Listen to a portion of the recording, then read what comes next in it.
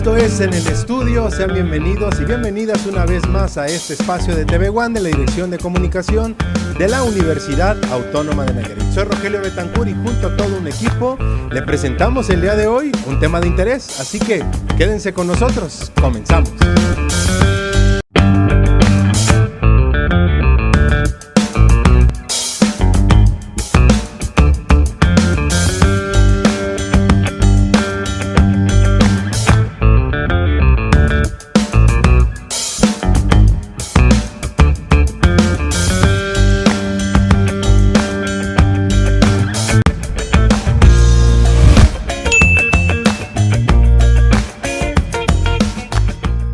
Bien, pues como cada semana le traemos un tema de interés. El día de hoy hablaremos de derogar el delito de riesgo de contagio y para ello pues me da mucho gusto contar en el estudio con integrantes del colectivo La Manada.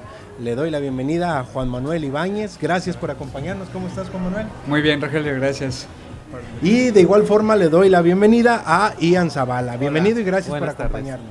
Hola. Buenas tardes. Buenas tardes. Antes de comenzar con el tema, permítanme recordarles que estamos transmitiendo desde el Unifest 2023, esta expo académica que desarrolla la Universidad Autónoma de Nayarit con la intención de dar a conocer a cada uno de los jóvenes del nivel medio superior, pues las carreras que se ofertan para que encuentren aquí su futuro profesional. Pero bien, pues en este contexto, en este ambiente, en esta dinámica, vamos a hablar de un interesante tema aquí en Nayarit, como lo es el trabajo que ha venido haciendo este colectivo La Manada. Principalmente, bueno, háblenme este grupo, cómo surge y cuáles son las actividades que se llevan a cabo. Muy bien, La Manada somos aproximadamente 2 integrantes de forma permanente, pero de pronto se interactúan con más personas dependiendo de los intereses de cada individuo. La Manada tiene 1 año y medio aproximadamente trabajando a través de participación comunitaria. Se imparten talleres psicoeducativos, se tiene un grupo para personas que viven con VIH y se están también desarrollando actividades de carácter económico, pero todo dirigido a población LGBT. Cabe señalar que actualmente somos hombres, gays, jotos, homo, como nos quieran denominar, que hacemos una incidencia en la comunidad desde, el cuerpo político, le llamamos, es mover la agencia y tiene que ver con generar transformación cultural en relación a aspectos como estigma, discriminación, múltiples violencias que viven las poblaciones LGBT aquí en el estado y particularmente en la ciudad de Tepic. Cabe señalar que actualmente estamos generando ya una política dentro del mismo colectivo de incidencia hacia estas formas de generar política pública, pero que esta política pública usualmente ha sido como muy excluyente, por decirlo de algún modo, y a través de esta postura no asimilacionista, nos consideramos radicales en este sentido, podemos nosotros generar esta interpelación con la población, pero sobre todo con nuestros autoridades. En este caso hablamos de instituciones, hablamos de personas que legislan y bueno, de este modo poder transformar nuestra manera de pensarnos, de la manera en cómo nos piensan también y generar pues bienestar, ¿no? Mejores condiciones, claro, visibilizando, erradicando actos de discriminación a través de estos movimientos como cualquier colectivo. Y precisamente en ello, bueno, están trabajando por crear mejores condiciones o condiciones favorables para lograr comportamientos seguros deseados a riesgos de contagio, ¿no? Háblanos de esto, Juan Manuel Ibáñez. ¿Cómo surge y por qué la importancia de tomar acción en estos temas aquí en el estado? Pues principalmente porque se puede trabajar como desde diferentes aristas y unas son las políticas públicas. Entonces, nos dábamos cuenta que desde el Estado mismo se estaban, con este tipo de artículos que están en el Código Penal, pues discriminando, se estaba como legitimizando la discriminación, cuando entra en contraparte con la Constitución política que también defiende, ¿no?, a todas las personas, que no deberíamos ser discriminadas por ningún motivo de orientación sexual, religión, etnia. Entonces, esas contradicciones, pues nos damos cuenta y decidimos que teníamos que hacer algo. Al principio fue algo como muy desde el ronco pecho, dijimos vamos a ir a protestar. Porque ya teníamos como algunas experiencias previas donde pusimos ahí como el cuerpo, hacer la demanda en público, como fue con lo del bar que pasó donde discriminaron a 2 chicos. Y ahí se logró, ¿no?, que el bar fuera clausurado temporalmente hasta que se comprometieran como a capacitarse y hacer cosas. Entonces dijimos, creo que tenemos como este poder de que nos volteen a ver, y así surgió como una protesta, aprovechando el 1 de diciembre, que es como el Día Mundial de la Respuesta contra el VIH. Dijimos, vamos a protestar, hacer una protesta pacífica afuera del Congreso, para poner la luz sobre este tema. Cabe señalar que en todo el país, todos los códigos penales, excepto 2 estados, tienen estos artículos, y no somos el primero como en hacer estas iniciativas, pero sí fuimos como el primero donde se logró derogar. Ciudad de México ya tiene 3 años que se presentó una iniciativa, y así hay varios estados. Hay una sentencia de la Suprema Corte para el estado de Veracruz donde se les ordena que se derogue, y sin embargo no se ha hecho. Entonces, bueno, nosotros dijimos vamos, y sin esperar como mucho, afortunadamente tuvimos respuesta y nos empezaron a recibir para mesas de trabajo. Okay, para escuchar, analizar sobre todo la propuesta. Y es que, bueno, hay una justificación, hay una razón el porqué de tomar acción, porque ya ha habido antecedentes de discriminación, como bien los decías. Pero en cuanto a eso, ¿qué medidas pues consideran ustedes necesarias o pertinentes para una adecuada aplicación de ley que se debería de llevar a cabo en cualquier espacio público? ¿Cómo cuáles? Pues hay varios campos desde los que se puede trabajar, y uno de ellos definitivamente es la educación, porque nos hemos topado que a pesar de que se logró esta derogación, y que es algo como muy positivo en respuesta contra el VIH, la respuesta tiene que venir también desde el sector salud y desde la educación, porque ha habido como muchas respuestas favorables pero también negativas. Cuando la gente se enteró en redes sociales que se había logrado esto, empezó a haber respuestas como que vienen obviamente desde la desinformación y un poco la ignorancia, a reclamar, ¿no?, por qué se había derogado, si ahora iba a haber como, lo asumen como que va a haber libertad de que estas personas que viven con VIH estén contagiando, ¿no? Entonces es un malentendido que viene desde la desinformación, la ignorancia, y eso se ataca desde la educación, ¿no? Estar educándonos en temas de sexualidad desde niveles básicos de la educación, y también desde el sector salud, que queda todavía debiendo en cuestión de prevención, pero una prevención que no sea desde el miedo ni desde el estigma, sino justamente para hacernos más conscientes de nuestra sexualidad y de nuestra responsabilidad para con nosotros mismos. No, y es que a través de una formación va impactando culturalmente, va impactando en un cambio de mentalidad, por supuesto, ¿no?, de las personas, y visibiliza, ¿no?, un poco más ya en la formación, ¿no?, desde un niño.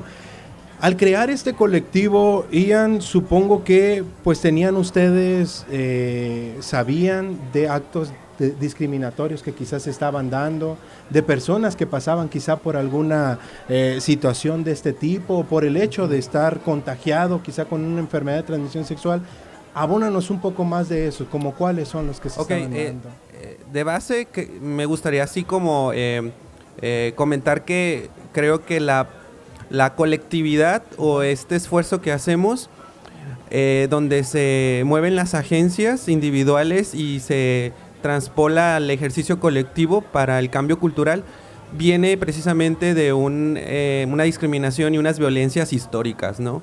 Estamos hablando de que si comparamos la historia de la homosexualidad o de las disidencias sexuales, pues es prácticamente aparece con la humanidad, ¿no?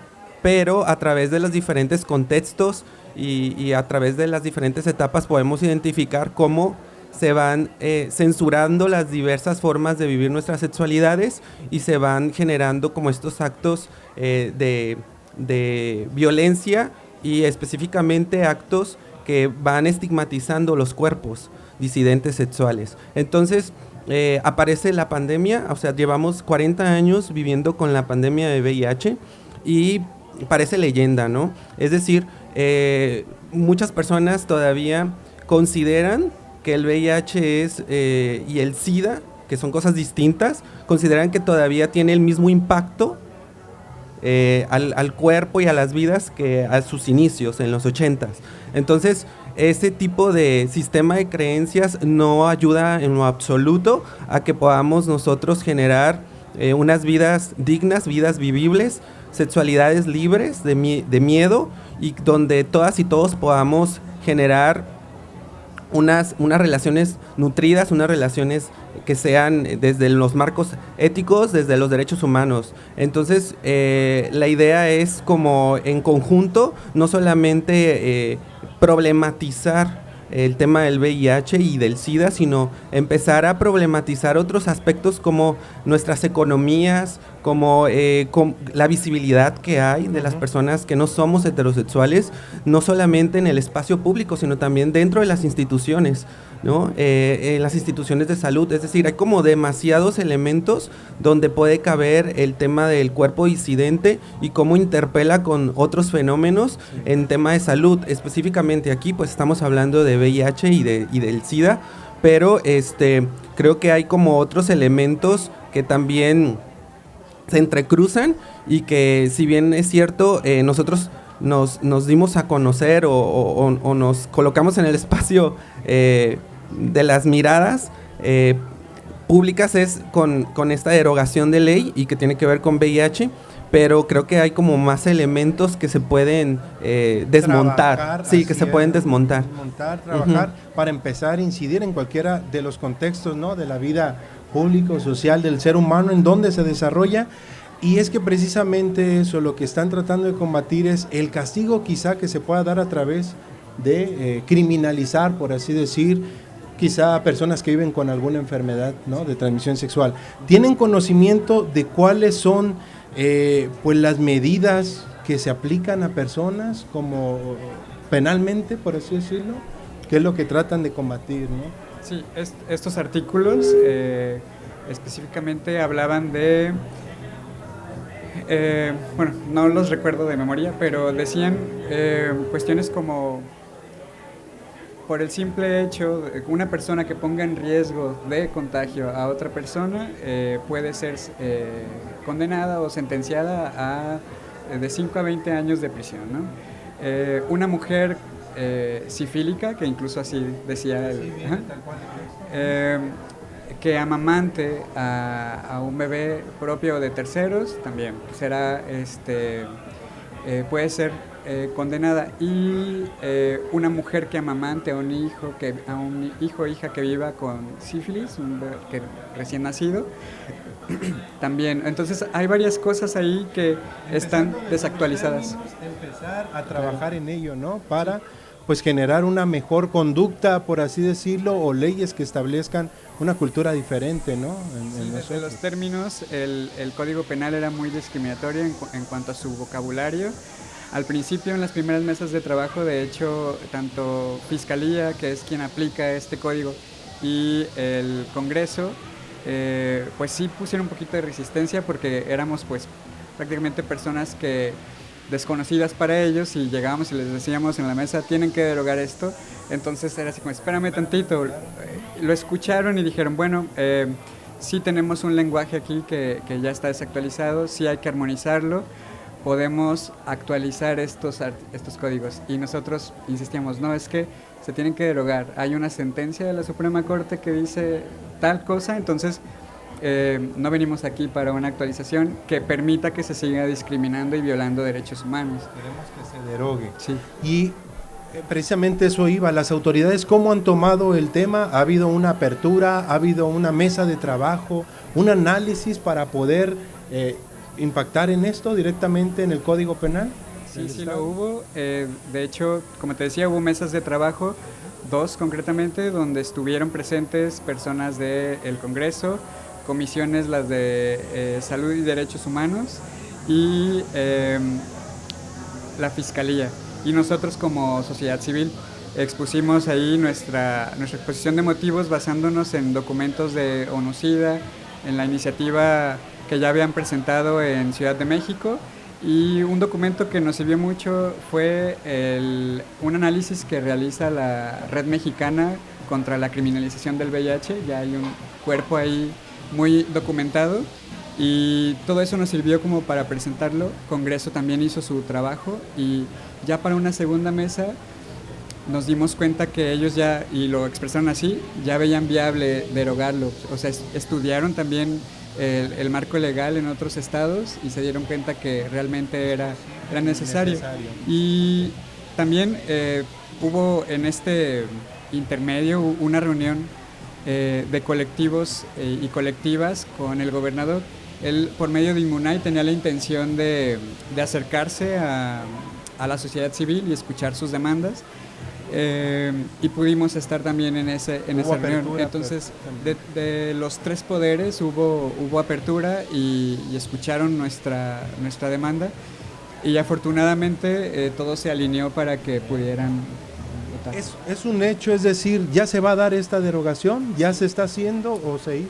El 9 de marzo se hizo la votación en el Congreso y se votó a favor unánimemente, ¿no? Bien, entonces fue efectivo, una muy buena respuesta que tuvieron a partir de este movimiento, ¿no? Esta acción que tomó Colectivo La Manada. ¿Es la primera acción, el movimiento que hacen, o ya ha habido anteriormente alguno otro que también trataran? Que bueno, además de la discriminación que se dio en un espacio público, como fue en este bar, ¿algún otro? Bueno, específicamente incidencia política como tal, es el primero. Pero hemos generado el arte, la expresión artística, como una manera también de hacer política. Hemos hecho protesta, hemos realizado la mercadita, que también es como para generar economías o microeconomías a personas LGBT. Se han generado talleres participativos, cine comunitario. Es decir, las estrategias son diversas y de algún modo le apuestan a la transformación cultural. Hemos hecho también colaboraciones con otros colectivos como Las Nativas, que fue este fin de semana, y donde se expresaron los sentires y las vivencias de las personas LGBT de pueblos originarios. Entonces creo yo que estamos haciendo un trabajo pues ahora sí que constante, un trabajo que está dentro desde lo que La Manada considera como incidencia política, vaya, multidiversa, ¿no? O sea, no hay como una sola estrategia. Creo yo que hay como diferentes rutas y todas, vaya, tienen como el mismo propósito, que es transformar nuestra realidad social. Así es, el entorno social impacta directamente porque es un cambio cultural, un cambio de chip, de mentalidad, ¿no? De creencias, de ideologías, de estigmas que se dan, pero que también incide bien en los derechos humanos de las personas. ¿Cuántas ocasiones se ha dado a conocer de lamentablemente la afectación psicológica, emocional, mental que se da en personas que son miembros de alguna comunidad por el estigma que se tiene, la discriminación, ¿no? Y esto es algo importante que debemos de brindar el mensaje para concientizar y visibilizar de estos actos que se dan, porque lamentablemente luego vemos muertes, ¿no? Personas que pues se quitan la vida, y esto pues trata de generar eso principalmente. Háblanos más de eso. Pues justo esa fue como una de las motivaciones de armar el colectivo, ¿no? Identificamos que no hay como estos espacios donde, o hay muy pocos, donde podamos como coincidir y hablar de nuestras experiencias y sentirlos como un espacio seguros. Y también desde la atención como a estas problemáticas que comentabas, como desde lo psicológico, también hay muy pocas como opciones, ¿no? De pronto, si tú buscas como la ayuda terapéutica, te topas con profesionales que a lo mejor tienen estos sesgos y te vuelven como a discriminar. Entonces, estos talleres que hacemos, que comentaba Ian, van justamente enfocados en ese sentido de generar como saberes, pero también de hacer conocimiento comunitario y con ello pues ayudarnos a nosotros mismos y tener como otros espacios más allá de estos dedicados como de la vida nocturna, antros y tal, que están espacios alternativos a ellos donde podamos convivir y desarrollarnos libremente.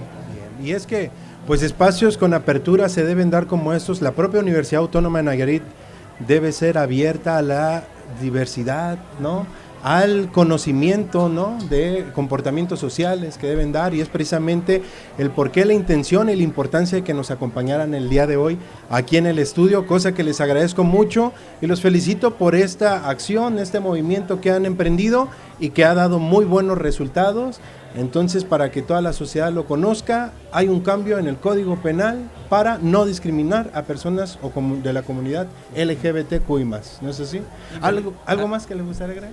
Sí, nada más precisar que en realidad este código también afectaba indistintamente a personas heterosexuales. Es un código que afectaba a hombres y mujeres indistintamente de su orientación sexual por el simple hecho de vivir con una infección de transmisión sexual o condición. Bien, muchas gracias por habernos acompañado. Ian Zavala, ¿algo más que te voy a decir? Bueno, nada más así como comercial, actualmente estamos trabajando el protocolo de violencia con la doctora Laura Calleros. Es una nueva colaboración y la idea es extender un poco el concepto de violencia de género para que abrace también la categoría de diversidad sexual y violencia intragénero, de tal suerte que las personas que no somos heterosexuales podamos sentir la universidad como un espacio seguro donde podamos realizar, bueno, nuestras trayectorias académicas y que, bueno, ahora sí que se puedan dar de forma, desde la perspectiva de los derechos humanos, de forma digna, ¿no? Y bueno, la idea es como ampliar y generar también un cambio al interior. Es como que lo más nuevo que está haciendo la manada. Bien, y muy buena respuesta por parte de la universidad, por parte de la doctora Laura Calleros, en trabajar esto, impactar directamente en la comunidad universitaria. Correcto. Bien. Ian Zavala, un gusto, gracias por acompañarnos. Juan Manuel Ibáñez, muchas gracias por habernos acompañado, también integrante ahí de medios digitales, orgullosamente de Dirección de Comunicación de la UAN. Y bueno, yo les agradezco a ustedes por habernos acompañado una vez más en el estudio con este tema del colectivo La Manada, la derogación a una ley que afectaba, bueno, y discriminaba de acuerdo a sus términos a personas, comunidades LGBTQI+, pero también, ya nos lo dijo, heterosexual, ¿no?, cualquier miembro.